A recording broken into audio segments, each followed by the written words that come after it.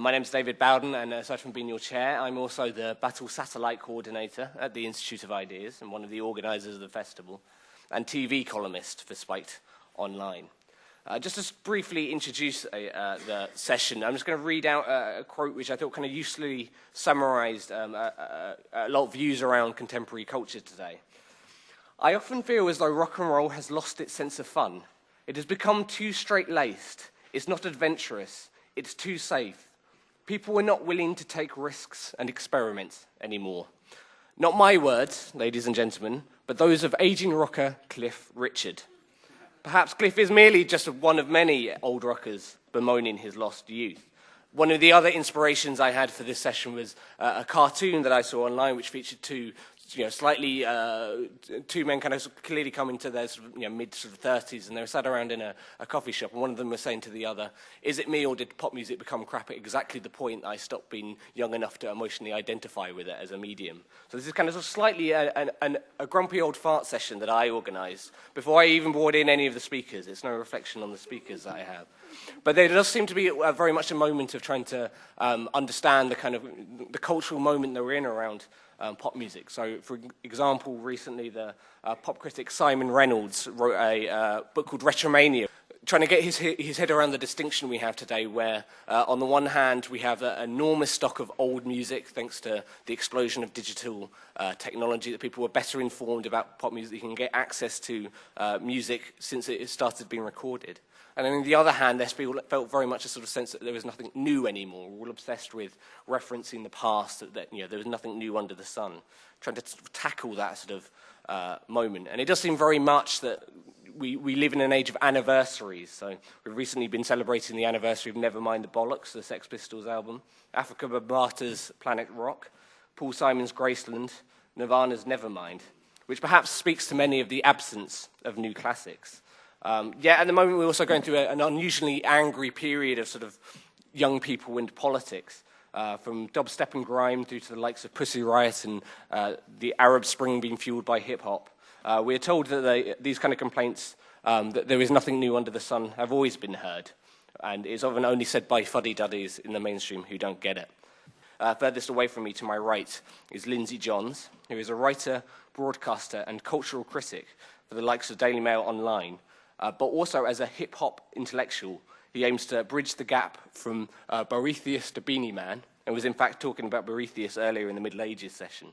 And he's also a volunteer mentor in Peckham, so I imagine he's used to being kept up to the moment with who the latest urban music acts are. Then we sat there to my immediate right, we have Barb Jungr, who is an internationally renowned singer and songwriter, known for her reinterpretations of classics from Jacques Brel, Bob Dylan, and Nina Simone.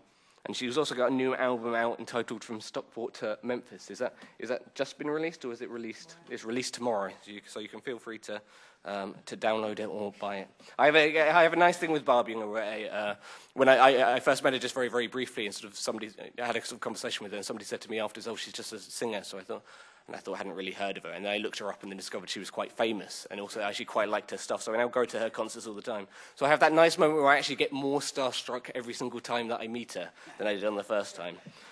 Sat to my immediate left, a man I get starstruck by every time I meet him is Alan Miller, who is the co-director of the Battle's American partners, New York Salon, and co-founder of London's Truman Brewery. And thanks to Alan and Vibar's support, we've been able to both expand the international satellite program of the Battle and put on this session.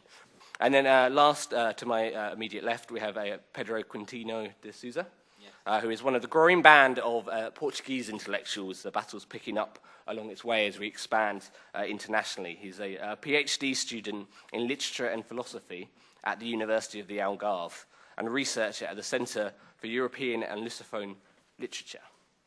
Probably makes sense to start with you here, Barb, because you record reinterpretations of classic songs. So, I mean, you do something, you take things which are already in the kind of songbook and you try to give them kind of very much a sort of twist. A lot of these are politically charged songs. They're kind of, they're ones that are sort of familiar to sort of most of it. I mean, how do you approach that kind of weird thing of recording something that was intended to be very much in the moment, kind of pop music, and then trying to make it afresh again for a kind of new generation?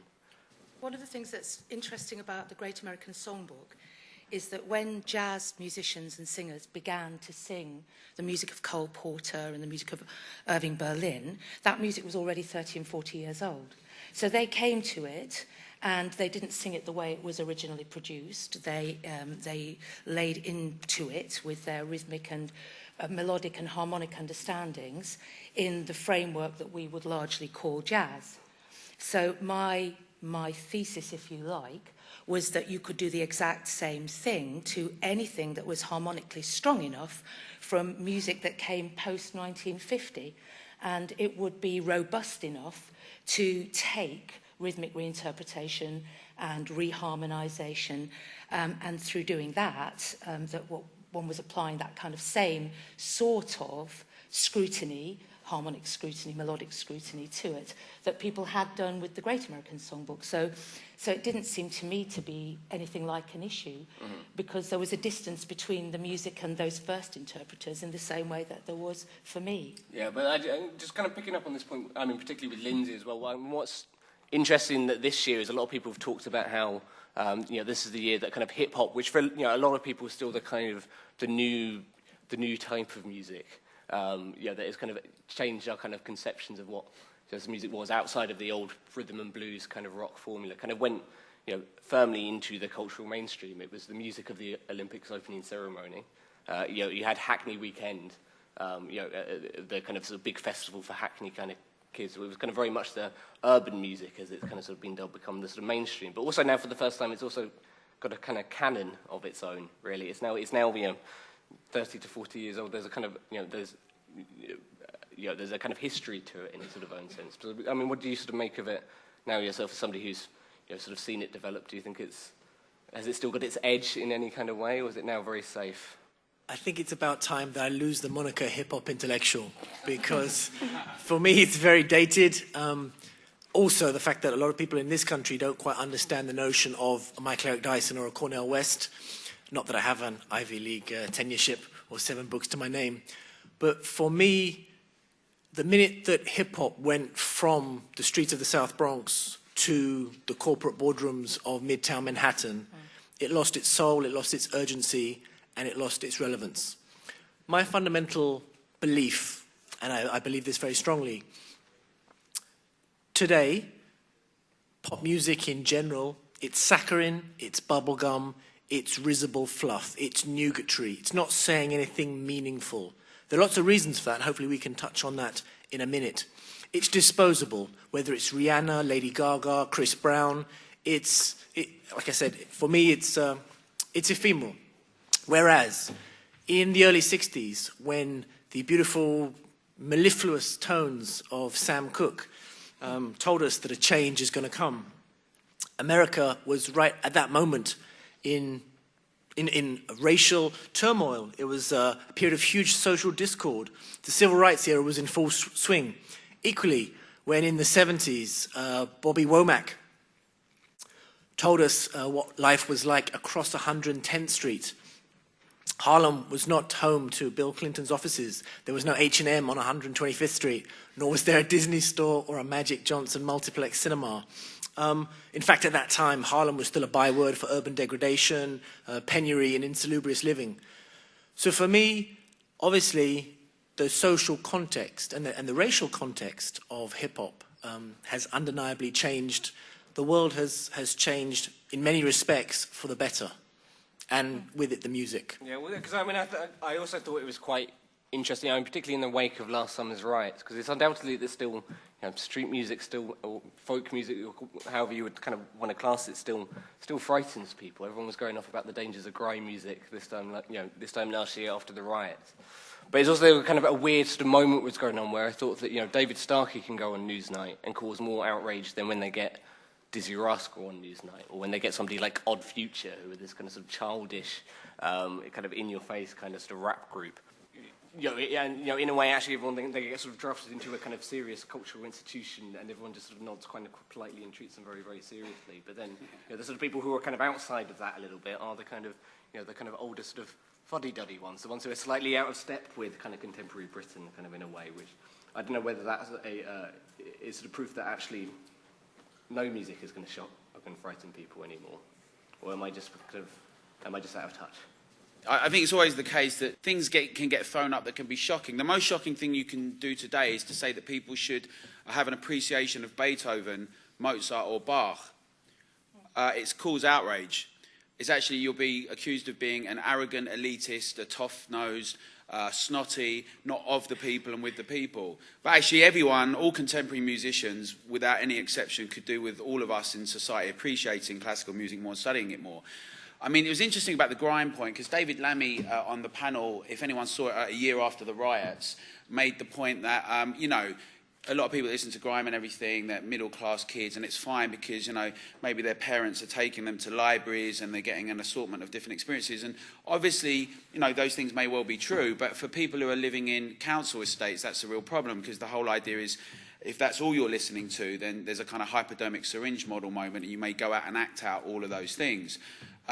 It strikes me, I kind of agree with Lindsay's points that things have become saccharine, but I do think that in a way, why should we ever ask artists to be radical? It seems to be a silly idea. There's this silly notion, right, that somehow artists should, by definition, be anything. I think the responsibility of an artist is to do the best art they can possibly do. And often, when we see that, what it is they reflect the world in their particular medium or their craft in a really interesting or challenging or inspirational way. It could be beautiful or whatever. This notion that somehow pop music, or it should be radical, whatever, is sort of slightly strange in this expectation, although there has been a marked shift. And I agree that there's been a marked shift from the 60s and the 70s to now. And I think we can see we live in a world where, you know, people don't have any big ideas about what can be changed. And also, the generational gap now is very different, because now you've got 40-year-old adult, you know, what do they call them?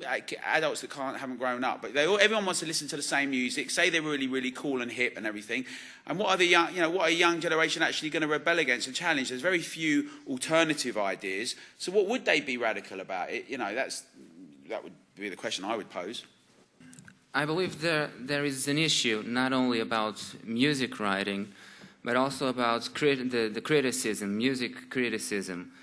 And I do believe that throughout time, and especially in this postmodern aesthetics, we did become too tolerant. And I do not want to go with the flow and agree with Alan and agree with Lindsay, but I do think that we should become less tolerant. And what do I mean by becoming less tolerant? It's not becoming some sort of taste fascist. What I do believe and what I do defend is there is this philosopher, Slavoj Žižek, and he has a book that is called A Plea for Intolerance. And by intolerance, I mean the right to say no. And by saying no, by distinguishing what's good from what's bad, I believe in this distinction as a way of creating a critical mass which will be able to establish a legit criticism, and then throughout criticism we may return to having pop music that may be or not radical.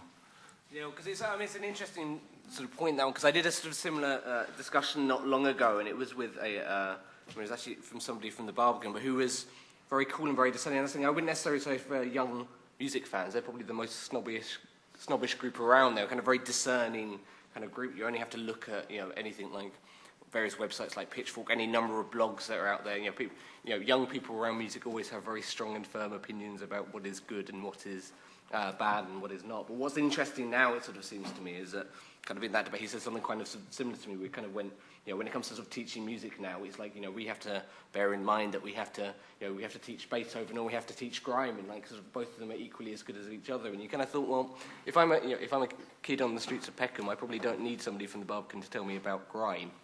To give you an example from my own mentoring in Peckham, I have a zero tolerance policy in terms of taking the young people I work with to, for example, plays. I want to take them to Shakespeare or Ibsen at the National Theatre. The last thing I'm going to take them to is a You Get Me Blood hoodie play at the Royal Court. My rationale being that they can get that experience for half the price and in half the time down the local barbershop. Just to pick up on a little point that Alan made, I was recently at Westminster School giving a talk in connection with my mentoring, with the mentoring scheme. And I was talking about why I don't encourage the kids to listen to hip-hop. in Peckham. I want them to expand their cultural horizons outside of the very stultifying parameters of SE15. And afterwards, after the talk at Westminster, there's a lunch, and the Westminster kids were really, really down on me. What do you mean you don't like hip-hop? We love hip-hop. But as Alan said, the point being, all those Westminster kids have middle and upper middle class parents with loads and loads of books in their own personal libraries, and they take them to theatres and operas, and they already have their cultural horizons expanded for them. For a lot of those kids, it's to a degree kind of cultural and musical voyeurism that enables them to get into the ghetto. My kids in Peckham, they don't have that access. That's why I don't want them to be limited to the hip-hop. So that was the first point I want to make. The second thing, just touching again on what Pedro and Alan said, I think that political apathy amongst young people is an all-time high. There's a Sway lyric which goes, more people vote in the Big Brother eviction than in the general election. And for me, a lot of this is to do with the cosseted Facebook generation. You know, I think we are drowning in a miasma of technological banality. And I think it's undeniable that the desire for meaningful recalcitrance has evanesced. Despite their own protestations, young people have it way easier than before. They're not hungry enough for change. Having said that, there are still plenty of things that it's worth kicking back against that still need to be challenged and demolished and debated. But on one level, there are less things to kick back against. Discrimination and prejudice have been not wholly eradicated. Perhaps they've become more subtle, but in overt ways, for better or for worse, the level of and perhaps need for overt racial and social protest in music has been diminished. I'm not sure I'd necessarily agree with you all of that one, because I mean, my bigger bugbear today is that music is often too political and in a very banal kind of way. It sort of seems like I'm actually kind of sick of bands trying to raise my awareness of social injustice. And trying to try and encourage me to have a sort of more sort of anti-consumerist. I mean, there was a kind of obviously a kind of big sort of surge of the kind of anti-capitalist music was kind of sort of soundtrack by a particular type. That's quite interesting, because there wasn't out of the Occupy movement, for example, a song. You know, all the songs that were sung at Occupy were old, so we shall overcome. They were the songs of other people's struggles. Nobody took the fantastic 1%, 99%, which would have made a great song, thank you very much. Nobody took that and ran with it. And that was a very interesting thing. And you put in your blurb, it was adopted by country and western singers. But actually, nobody came out with a song. It's very interesting that we've got an election in America which doesn't have a song. Both of those sets of candidates, neither has a song. They've always had a song. They don't have a song this time around. There's a lot going on around, I think, the question of whether music in any way is representing the kinds of things that it used to represent. Yep. If you look at Mavericks, why would a Maverick use music to get to people? Surely you'd go into gaming. You'd use games, because that's where people are accessing information. I'm not sure your first stop would be pop music. I think it might be comedy, but even that, I'd go comedy. That's good as well. Bill Hicks is long dead. The country and western point is interesting, because what was striking about that, nobody wrote a song, but lots of artists lined up behind Occupy. Mm-hmm. But no one has done of the Tea Party, for example. And you kind of, from American politics from the outside, you would kind of classically say that, Tea Party being often characterized as this kind of hick music of kind of Midwest America, which has kind of got its roots in country and western. But actually, in reality, that if country and western has been sort of political in any kind of sort of sense over the last decade, it's been anti-Bush, kind of, really. I mean, that's what kind of a lot of American protest music has been. That's how a lot of that has been taken in. So I just thought that was kind of quite interesting and striking of the way in which the battlegrounds are sort of shifting kind of in a sort of way. But there's a difference between getting behind something as a person, as Springsteen is doing currently with Obama, and coming out and writing about it, using your medium in a creative way. So, for example, Country Joe and the Fish writing the anthem, What Are We Fighting For? Be the first one on your block to have your boy come home in a box, which is as relevant today, interestingly, as it was when it was written, but for different reasons. That hasn't happened, and that's very interesting, I think. The way that we're appropriating issue is very interesting. And the other thing is the anthem quality that we think of when we think of imagine and, you know, I hate to say it, but give peace a chance. But those songs, which are dug out every year and come again and again and again, everybody knows, not just young people. My mum knows them, everybody knows them. And that notion of things reaching everybody, as opposed to reaching very fragmented elements of society, whichever way we look at that, is partly to do with the way that pop music hasn't developed. And that's partly to do with the fact that we don't access the music in the same way.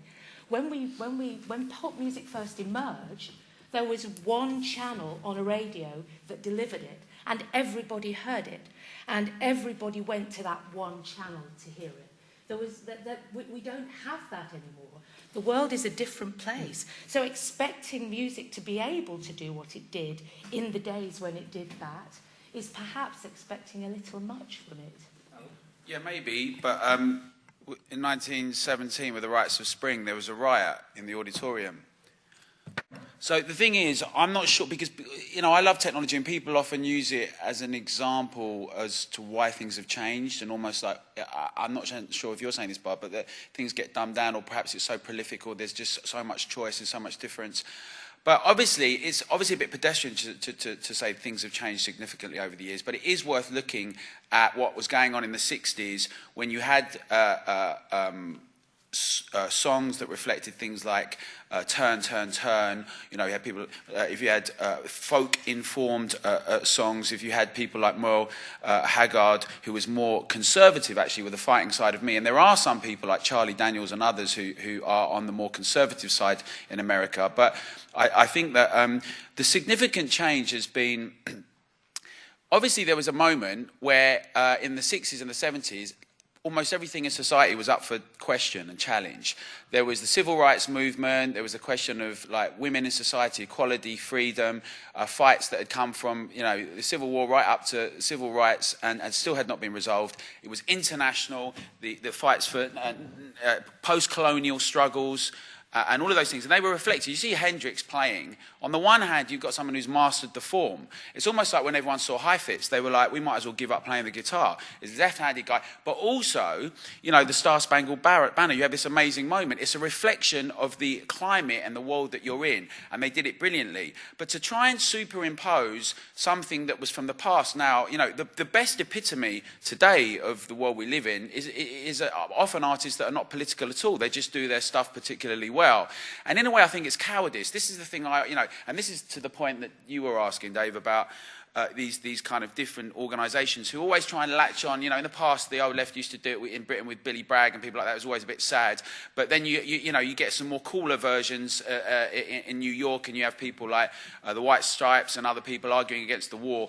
But the thing is, it's like politics and politicians can't really argue for their views in society, right? They don't connect with people. There's a real sense of disengagement with the masses and ordinary society, and instead they want to wheel on some musicians, right? And so it's fine if like the Dixie Chicks do shut up and shut up and sing, and their point about George Bush and everything. But why should we expect that somehow art is going to add some kind of cool thing? It's almost like the uncool uncle is trying to wheel out their the musos to get some credibility for something that they can't win the hearts and minds for. And I think that it would be a ridiculous idea to assume that that music should be radical in that way. Yeah, because I mean it's sort of mostly true that probably on the whole, political music is crap, really, with a few kind of notable exceptions. But I think they are all the same kind of examples. People kind of reel to them. You know, you have the likes of Public Enemy, say, for example. You have kind of sort of reference. You have kind of the likes of Bob Dylan who get ruled out. The sort of John Lennon. But I mean, it's sort of on the whole, the stuff that's actually quite specific to politics is rare. Most of the time, it's in the American sort of songbook. It's the sort of protest music is stuff about the common. It's common man. It's often about being poor, travelling around looking for kind of work. There's that sort of sense which is continually kind of reinvented. But these are actually kind of some more kind of broad, it's political. The good political music that people return to is often more kind of broad universals and actually quite sort of broad brushstrokes, not really specific. So I just think I kind of wondered, there were some good bits of Billy Bragg, but are we really missing out because we haven't got one for for this period of time? May I just say something really short? I'm not sure that music and politics should go hand in hand, because when you do speak about music and social action, you do immediately think about music and politics, and that brings us to the politicization of all things, even of life itself. And when music bands try and adopt a political cause, the results may not be the best musical writing. Take, for instance, the recent example of the Pussy Riot. Because is their cause legit? Yes, it is. Yes, it is. Have they the right to express their feelings toward Vladimir Putin? Yes, they have. Have they chosen the best way to do it by writing that sort of punk music? No, they didn't. As far as I'm concerned, the music they write is rubbish. However, they're not writing music, they're doing this sort of political performance. Which is, of course, true of the Plastic People as well. I think they're quite interesting in this context, because musically, they're really quite difficult to listen to. But they were absolutely central to the Velvet Revolution, absolutely central. I'd just like to add a couple of things. Firstly, it's a question I'd like to posit. Is there a correlation between great music and periods of social and racial upheaval? Second thing I'd like to add, I agree a lot with what Alan has said, but having said that, I'm a little conflicted, but part of me would be very sad if pop music lost its radical edge, as I think it has done, because I think that pop music, by its very nature, should contain a modicum of youthful recalcitrance and a kind of a no cow is too sacred aesthetic. If we lose that, I think that a fundamental part of our humanity will be diminished.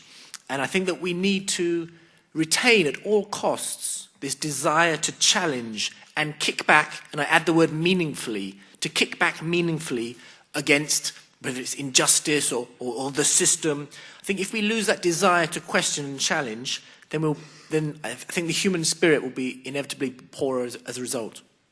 Yeah, I mean, the question of Pussy Riot is interesting because, I mean, historically, like the Dadaist movement or the Brechtian gun in hand, the relationship between Brecht and society and, like, propagandistic art, you could say once again that was an attempt to have a reflection and integrate it with a work in a very honest way. And you could say, well, I don't think that was particularly good, or, you know, the mother's not very good, or whatever you might say. But what it seems to me now is that people take attempts to shock and outrage and put it in that medium rather than say, well, let's try and build an alternative or a struggle or have something like that. Now, you know, they're just some individuals. People make all sorts of choices. But I think it speaks to the larger question that Lindsay asked. I mean, I don't want to be too mechanical about this because I was involved in some stuff that happened at the end of the 80s, which people called the acid house thing.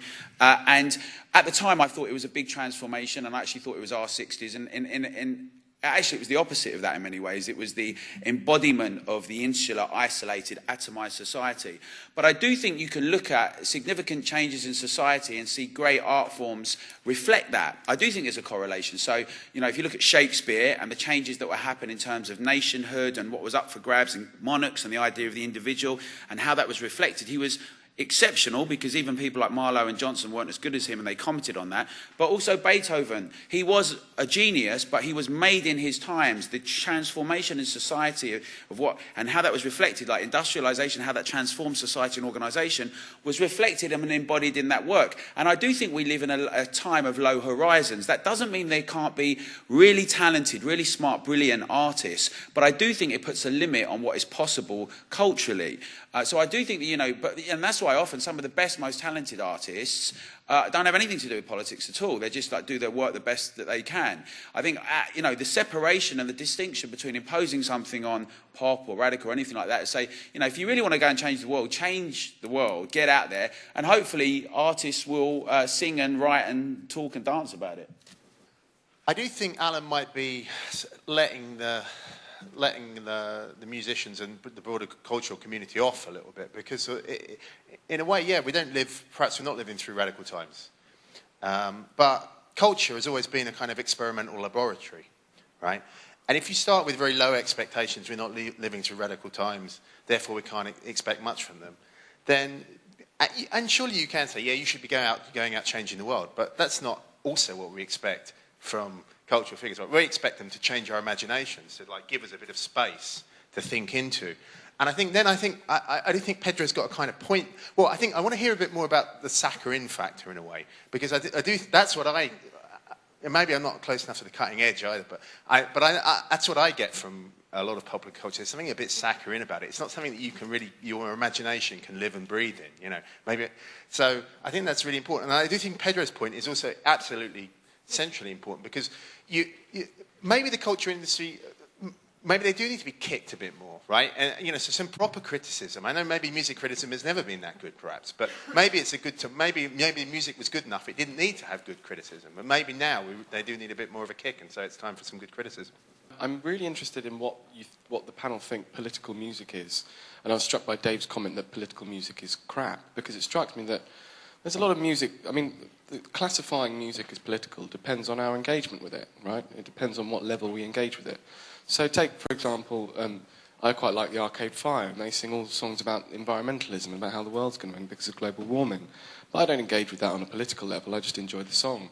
So it does seem to me that any piece of music which you brand as political is a value judgment on our behalf.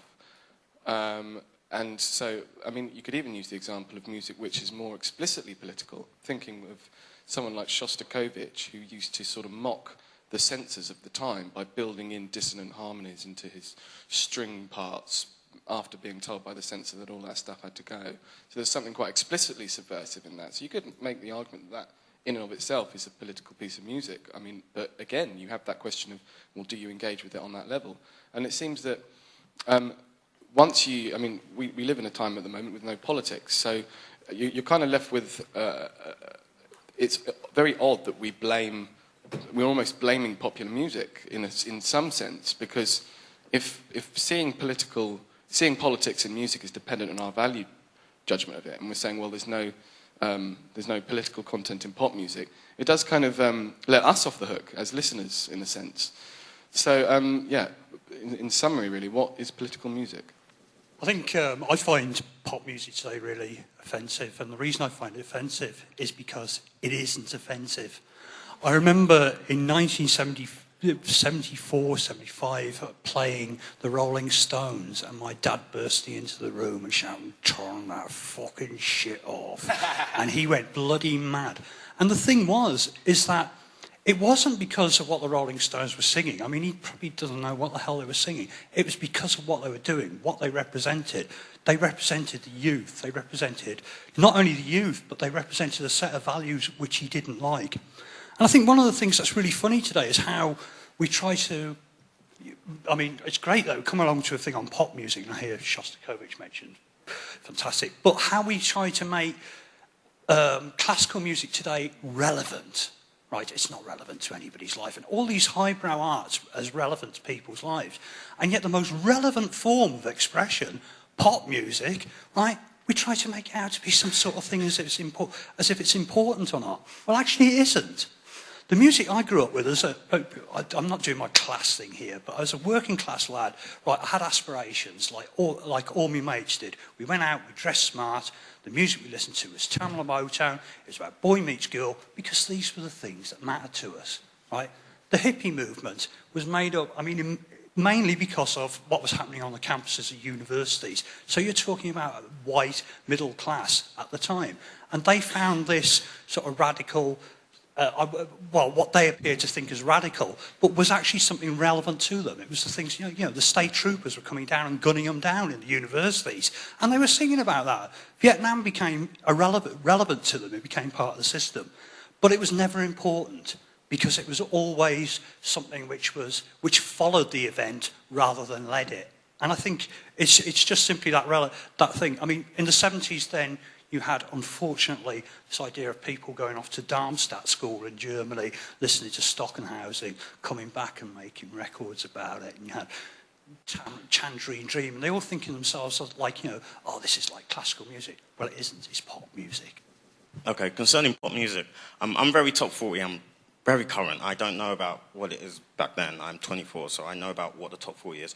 What I'm noticing, really, is I just don't think women are still equal. I think that we're beginning a time where women are going to see themselves, they're going to try and fight to get themselves equal to men. They are still not. They're still not in every facet of life. And I think in the top 40, what you're seeing with the dominance of the female acts is women coming to get, women really putting themselves out there to try and get themselves in the same league, in exactly the same playing field as men. Women won't get that the same way the men have done. So I think we're really at the beginning of a new stage where we're going to see women really try and fight for equality. And I don't think women are going to fight. They're not going to go into the battlefield. They're not going to go to war the same way the men did. So is pop music still radical? Yes, but you're seeing it in a different way because women are not going to assert themselves in the same way men have. And, you know, the black thing's over, the men thing's over. It really is time for women. I think we really are seeing the beginning of them trying to level the playing field. I think if is there an extent to which artists have self-consciously turned away from politics, not simply because it's not animating, but also because they're really worried about being co-opted into it.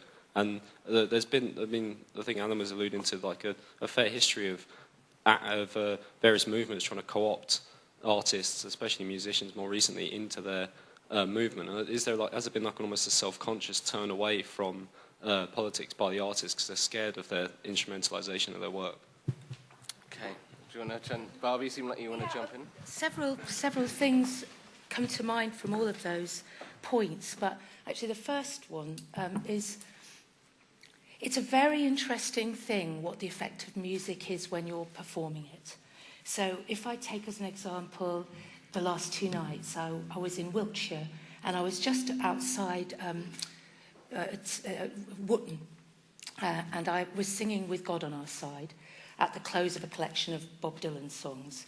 And both times the room was absolutely silent at the end. I was singing to an army audience in both cases, to very much an army family audience.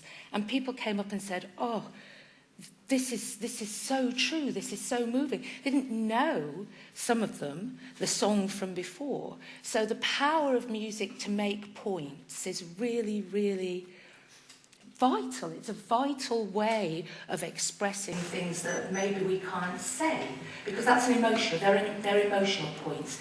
I think the women thing is very interesting, and it relates directly to the music and the vacuity, if it is vacuous, which is a different point, of contemporary popular music.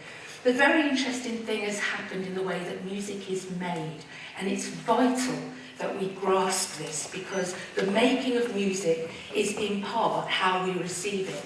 So in the 1960s, for the sake of having a period, when people made music, they went together into a room, the Trogs went together into a room and played together at the same time. All of that was recorded at the same time. And this is not necessarily the way that music is made now. And the way that we make music now, particularly the way we make pop music now, is like the way we make films in Hollywood, which is not to say that there isn't great music being made. There's all kinds of great music being made, but it may not be being made through the mainstream. So popular mainstream music, which I'm going to call pop music, okay, as opposed to the music that's coming out of the traditional forms, the people who are walking around and doing all of the other types of music, all the young jazz bands who are incredibly radical and doing fabulous work. There's all sorts of people doing great work. But popular music, for which I'm going to reference people like Adele, this kind of music is made by committee. And that's something we have to grasp, because that's a very different way of making music. And that has an effect on what message it has, and it has an effect on the level of joy we extract from it. It's very straightforward. Do you know, it's the difference between eating McDonald's and eating something that somebody made with love and care and wanted you to... I'm sorry, but it is. I think there is a real argument for that. I know you're going to... There are clearly some big McDonald's fans. Well, I don't think the music from the building was the same at all. No, it wasn't, because they were making music in a room. So they were sitting together and making music in a room and playing it and singing it, and all of that happened simultaneously. And that's the difference. That difference is a thing to do with performance, and I think it's a very big difference, actually. I took my son, who's young, to see Billy Elliot, strangely, in London, and it was a really weird experience because he loves dancing, and he thinks he knows all about music and hip hop and DJs and everything. But firstly, it was the thing that really got me was the tune "Solidarity," and they're all singing. And I won't do my Geordie accent, but they're all singing "Solidarity, Solidarity." And then you think, what? It's a completely different world, all of that. But the other thing that's a completely different world is the teacher. The teacher who says to Billy, "You just got to get on. What are you going to do? Come on, then you're going to do it or you're not. You're going to get on with it." And she sets a standard and she sets a bar, an expectation, and you're not good enough. You could be, maybe, if you push yourself. There's an excellence, there's a sort of standard, there's a set of ambitions and aspirations. Now, today, we don't treat young people like that. I think the best thing that everyone can do as adults in society is not impose on the cultural arena a set of aims and goals, instrumentalist outcomes of being political or not, but to say, be the best you can. You're no good. When I used to go to school, I thought I was really cool. I listened to all ska music and all that. My teachers were like, they were just, you're not in this world that we know about. Maybe one day, but if you work hard and you try hard, there's something special and better and different in that. And I was like, well, pop music's much better, it's great. And they were like, you don't really know what you're talking about. You need to get educated. You're a Philistine. You say anything like that today, people will call you a cultural imperialist, an old fuddy-dud. You know?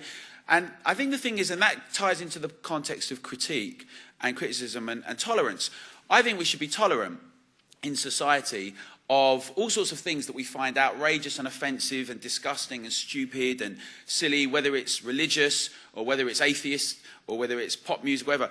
But we should also take the responsibility that goes with that tolerance to say those things and say, actually, this music is crap because, or it's excellent because.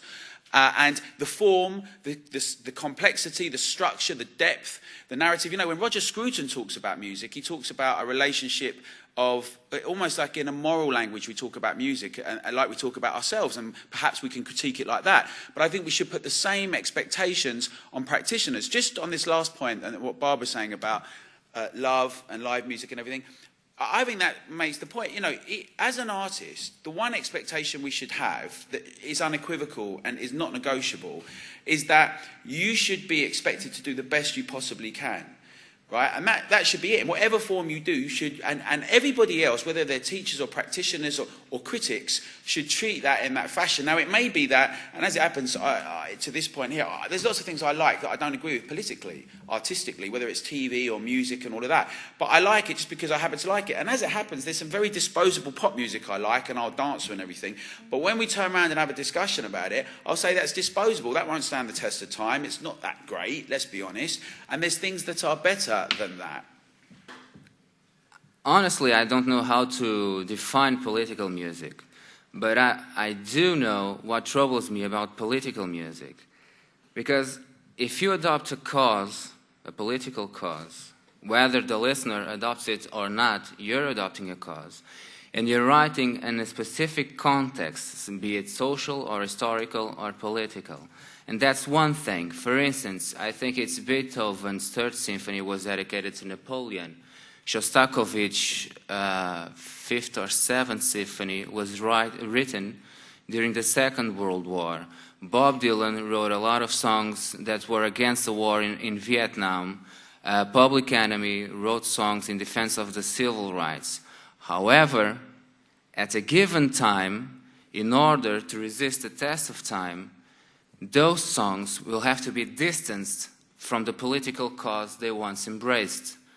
If they don't do so, they will easily be forgotten.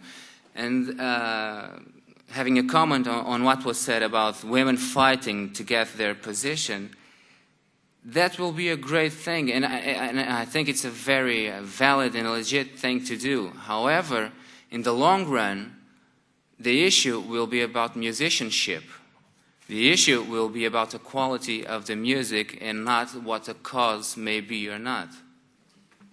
That nowadays, unlike in the days of Motown or Public Enemy, musicians have realized that socially or politically or racially conscious music is not commercially viable. Sexy, whether that's shaking your ass, whether that's pretending to be a gangster, throwing up the signs, is going to outsell worthy by the truckload. Personally, I think that's a great shame, but that's just the way it is. Another thing I want to say, and I have to be very, very careful how I express it. 20 years ago, 1992, I don't know if you remember, but this was the year in which a 16-year-old reggae singer from the ghettos of West Kingston called Buju Banton released a record called Boom Bye Bye, in which he perniciously, and I absolutely abhor the song. I want to make that very, very clear. I absolutely abhor the song, in which he advocated the killing of homosexuals. And it was also the year in which Shabba Ranks, another Jamaican singer, was excoriated by Mark Lamar on The Word for his stance in support of Buju Banton. Whilst I absolutely loathe and detest the message in that music, a little part of me admires the fact that for Buju Banton at that time, it was a meaningful song. He was trying to create a song which for him, it wasn't just risible fluff. There was actually a message in his music. I'd like to see more music like that. I think that, I mentioned the saccharine, the nougatry. I think that that is what pop music is entrenched in nowadays. Whilst, again, I do not in any which way, shape or form condone the message of Buju Banton, I would like to see more artists saying meaningful things, or what they perceive to be. But, as Alan correctly said, if it is an obnoxious, pernicious message, we must challenge that. We must be free to interrogate that. We must be free to say, you know what, Buju, you're talking absolute rubbish. Thanks. I've written down loads of things I want to say, but I'm not going to say them all because there's too many. But mainly, I'm sorry, the point about women has really annoyed me. The problem is, obviously I'm a woman, so why wouldn't I be? When there's women... It was not my point, though. No, it's this guy's point here, yeah. It's when there's women in music like Rihanna, who basically goes on stage and dresses in basically nothing and thinks it's okay to behave in the way that she does, and that most of the women in music, in popular pop music these days, are basically selling their music on sex. Why would we assign... Like, I wouldn't assign to that. I don't think there's any point in...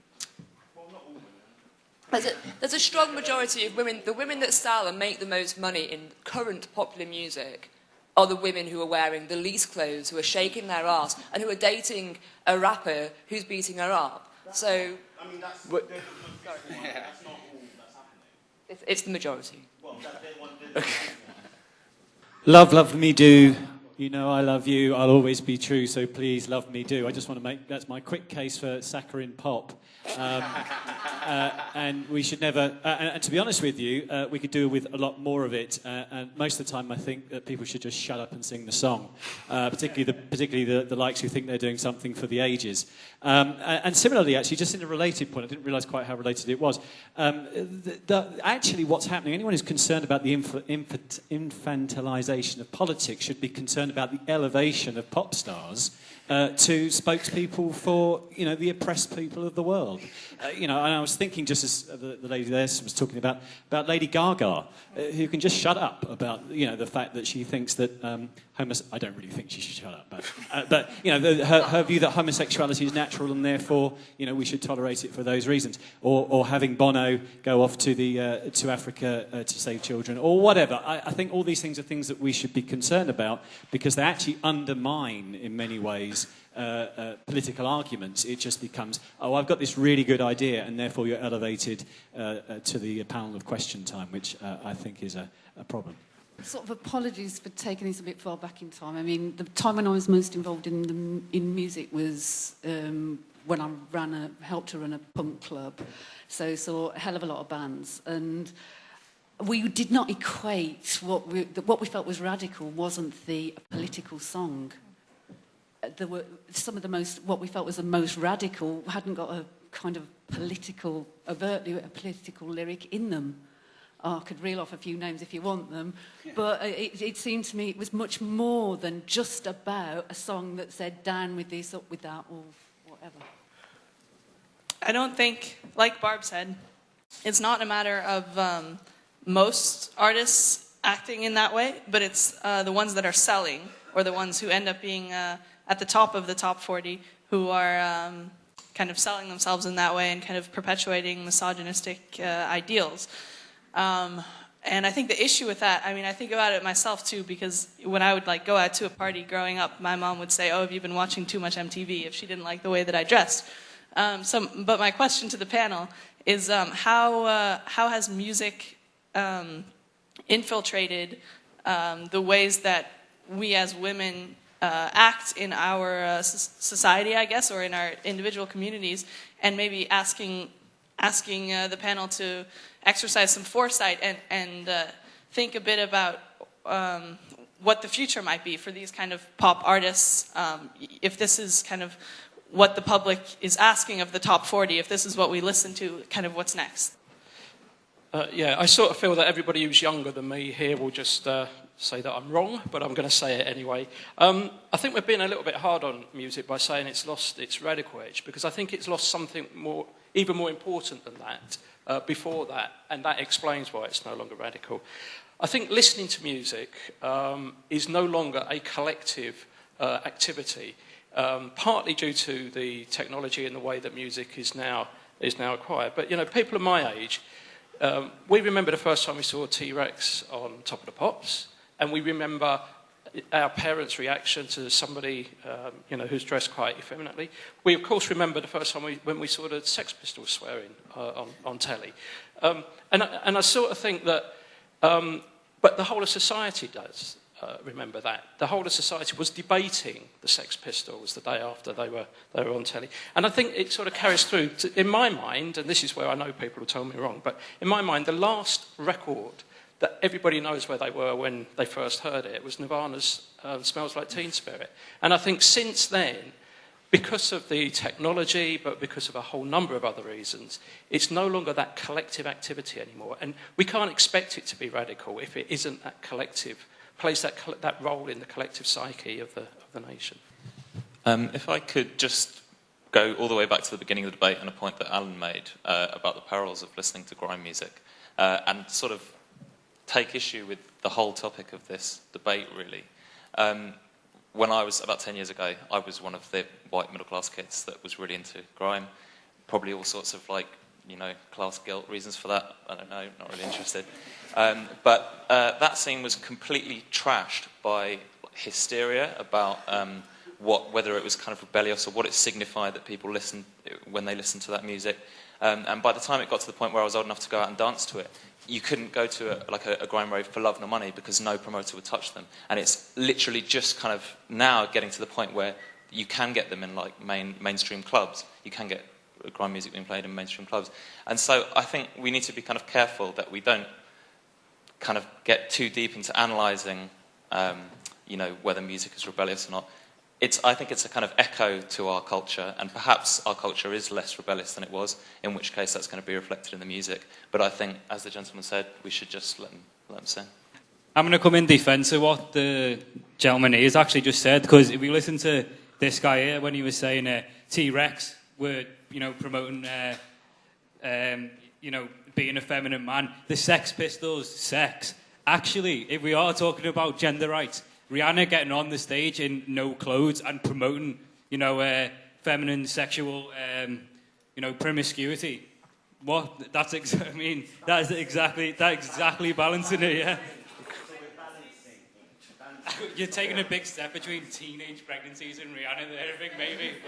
The chap who's here, who's run away, he said that when his dad or mum would come in and see him watching, hear him listening to music, would go, you know, mad, just because of what the band's represented. And I think I certainly wouldn't want my mum ever to see a music video at the moment.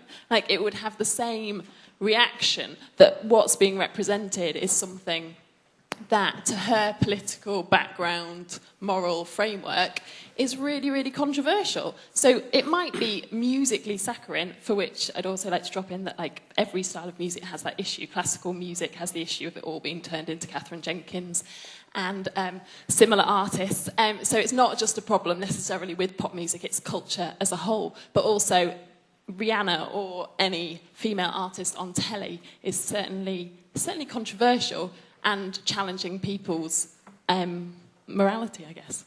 Yeah, I just want to say that I agree with what that man said about it being a collective thing, because the irony of it is that punk music was brought out of the fact that people just did their own thing and they rebelled against things, and it was like at a grassroots level, which is actually what's happening now. People are doing that, but because the means of putting it out there is so disparate and it's online downloads, it's not this collective thing, it's sort of working against it.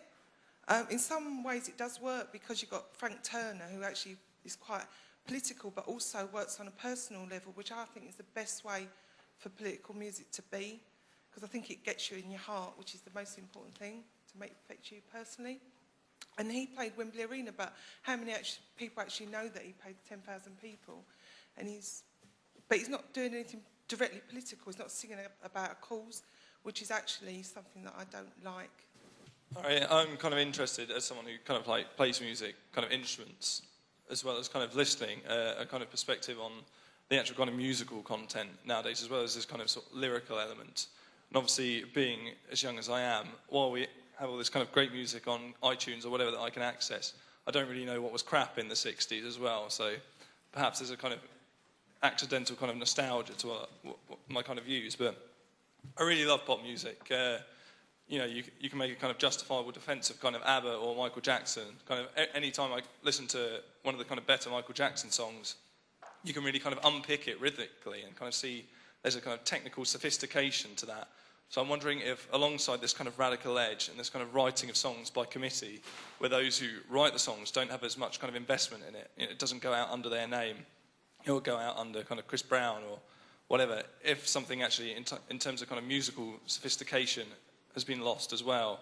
I mean, Alan was saying it's kind of all right if people are aiming to kind of do their best in other ways apart from the kind of radical idea. I'd question whether that applies as well, whether there's a kind of a particular kind of amount of laziness.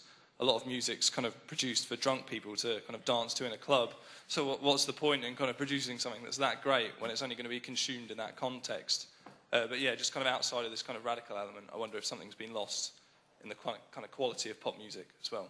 Tamla Motown, so interesting, because really, absolutely saccharine, really extraordinary because of the charm school and all of that, and the Supremes being taught how to get in and out of cars, and to be essentially white. That was a very interesting statement that happened through Tamla Motown. Then if you unpick it musically, what you find is the best jazz musicians in Detroit working in the daytime because they were out at night playing really hardcore jazz, making fantastic rhythm tracks, really, really nice singers singing, everybody laying it down together. So even though it's only going, where did our love go, what it is generating joy, tiny. Listening to Chrissie Hynde singing Brass in Pocket, hearing that as I was driving through the New Forest for the first time and thinking, woman singing, who wrote her own songs, who controlled her own band, who didn't have a bunch of people telling her what to do. Polystyrene, who comes out of punk, who absolutely did for women all kinds of positive things. I think there are all sorts of ways of looking at this, but one of the things that's really great about today is that what we can see is that music still is important, and it still is vital, and it still is relevant, or we couldn't possibly have not only had the discussion we've had, but the points we had, and the feelings that people have had about the music they spoke about, and I think that's really great. Just picking up on a point that the lady made over there about female representations in modern pop music. For me, in terms of the most twisted, pernicious, debilitating caricature, paradigm of female sexuality, maybe female black sexuality, 2 words, Nicki Minaj. Just to end on, as Barb so rightly said, and from my own limited understanding of the genre, down with the focus groups, down with the market research, down with the composition by committee. For me, if anything, music should be about a spontaneous, genuine, sincere outpouring of human emotion, not something which is manufactured ad nauseam. The achievements and the improvements that we've achieved, of which the feminist movement and collective struggles of the 60s and the 70s were massively important. And interestingly and ironically now, the idea that you can wear a miniskirt and dance around like that, and often stuff that would have been seen as almost like soft porn in the past, some argued that that was for women's rights because they could embody freedom and power and authority within their own particular right, and some would say that it's a denigration and it reinforces those ideas. I think the issue, just when it comes to the broader issue of the sexualized environment we live in, is that the important thing is persons and people, right, and how we relate to one another. And we understand, and I think young people, children, as it happens, and everyone realizes that pop music is something that's not real. Right? I wasn't saying grime actually is a problem. I don't believe in the hypodermic syringe model. I was actually involved in doing lots of early garage music. I think people from a very young age recognise the differences between the imagination, between those things that are disposable and those things that are real in everyday life and what reflects it. I think the elevation of pop stars and actors is ridiculous, but it's understandable, the whole marketing thing. But we should just say, you know, if you're going to enter the realm of politics and discuss ideas, we're going to hold you accountable and responsible in that realm. I don't care if you're George Clooney or Brad Pitt or Bono or anyone else. You might do good music, you might not. But when you're going to come and talk about politics, we're going to engage it. We're going to say that's ridiculous or not, or whatever it might be.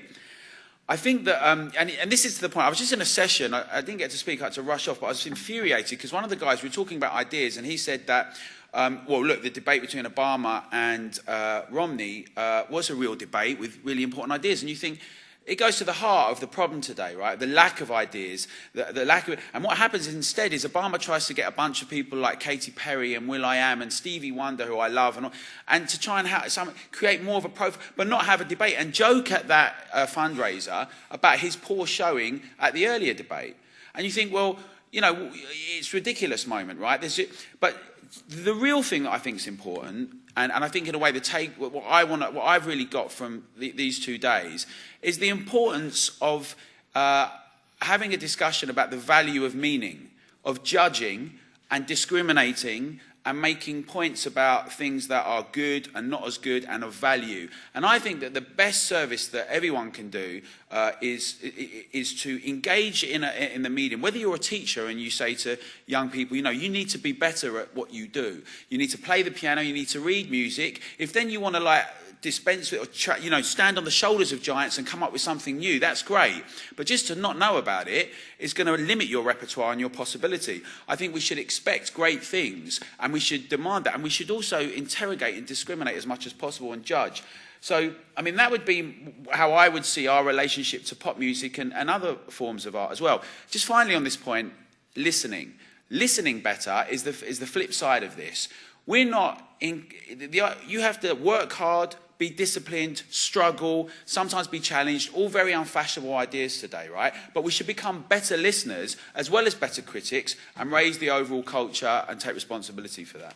I do remember what I was doing when I first listened to Nevermind from Nirvana, and I was standing in my living room with some of my best friends at the time, so it is a collective experience. As for the foresight on what the music scene will be like, I have absolutely no idea. Intellectual honesty also counts, so... But I do believe in one thing. I do believe in art for art's sake, and I do believe in music for music's sake. And in that sense, I would just like to sum up with a Philip Glass quote. When he says, there is a documentary, just have to search it on YouTube, look for a Philip Glass documentary. And at a certain time in that documentary, Philip Glass says something like, there's a lot of music in the world, you don't have to listen to mine. You have my blessing, go listen to something else. I don't care. Thank you.